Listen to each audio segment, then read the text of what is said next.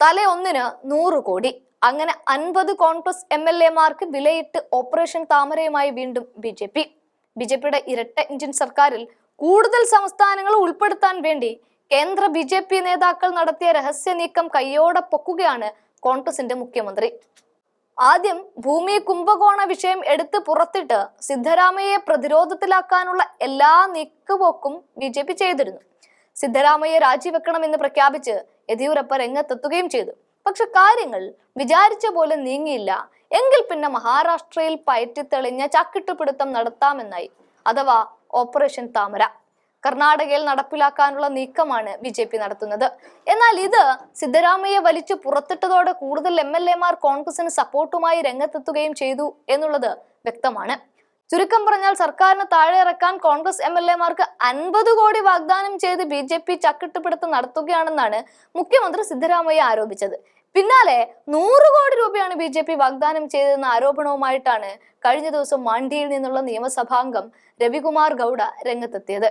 50 MLA-മാരെ പിടിക്കാനാണ് BJP തീരുമാനിച്ചത്.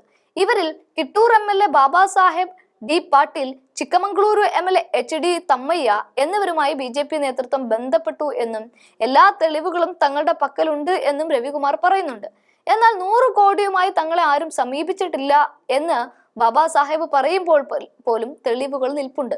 മഹാരാഷ്ട്ര, കർണാടക, ഗോവ, മധ്യപ്രദേശ് എന്നിവിടങ്ങളിൽ സർക്കാരുകളെ താഴെ ഇറക്കാൻ ഓപ്പറേഷൻ താമര എന്ന ചക്കിട്ടുപിടുത്തം BJP നേതൃത്വം നേരത്തെ പരീക്ഷിച്ചതാണ്. അത് തുടരട്ടെ. ഇവിടെ കോടികൾക്ക് ഒരു വിലയുമില്ലെന്ന് MLA-മാർക്ക് അറിയാമെന്നായിരുന്നു ആഭ്യന്തരമന്ത്രി G. പരമേശ്വരയുടെ പ്രതികരണം. ചുരുക്കം പറഞ്ഞാൽ BJP-ക്കെതിരെ നിരവധി ആരോപണങ്ങളാണ് വരുന്നത്. അവരുടെ നേതാക്കൾ ജയിലിൽ പോകുമെന്ന ഭയവും അവർക്കുണ്ട്. അതിനാൽ തന്നെ എങ്ങനെയെങ്കിലും സർക്കാർ ഉണ്ടാക്കാനാണ് അവരുടെ ശ്രമം. കഴിഞ്ഞ സർക്കാരിന്റെ കാലത്തുണ്ടാക്കിയ പണം ഉപയോഗിച്ച് ഈ സർക്കാരിനെ താഴെ ഇറക്കാനാണ് അവർ കൂടുതലും നോക്കുന്നത്.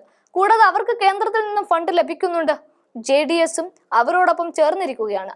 50ഓളം MLA-മാരെയാണ് BJP വശീകരിക്കാൻ ശ്രമിക്കുന്നത്. എന്നാൽ അവരാരും പാർട്ടി മാറില്ല. കാരണം അവർ അടിയുറച്ച കോൺഗ്രസുകാരാണ്. ഇത്തരത്തിലുള്ള വിശദീകരണമാണ് ഇപ്പോൾ കർണാടക കോൺഗ്രസിന്റെ ഭാഗത്തു നിന്നും പുറത്തു വരുന്നതും.